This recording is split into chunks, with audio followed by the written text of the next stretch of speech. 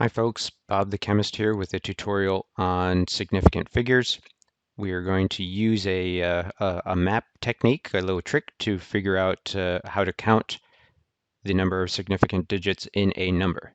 The first thing we need to know is what the map of the United States looks like, and more importantly, that the Pacific Ocean is on the west or the left-hand side, and the Atlantic Ocean is on the right-hand side or the east side of the map.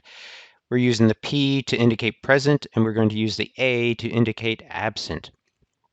And what we'll do is start counting for significant figures depending on whether or not the decimal point is present or absent. So let's take a look here as an example of how this method works. We ask ourselves, is the digit present? The decimal point is present, and so we're going to start from the Pacific side and start counting, starting with the first non-zero integer. So we'll skip these two zeros, start counting here, 1, 2, 3, 4, 5. And we just kept on counting until we were done with the number. We counted 5 sig figs in this number. Excellent. Let's take a look at another one here. We ask ourselves first, is the decimal point present? It is not. It is absent. So we start from the Atlantic side. Again, starting with the first non-zero integer.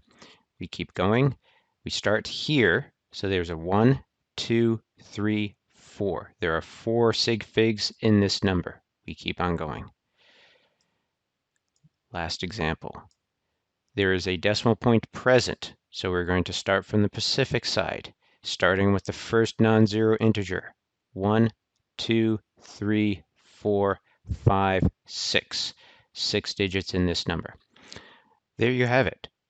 Significant figures in chemistry taught to you using geography. What more could you want from a liberal arts education?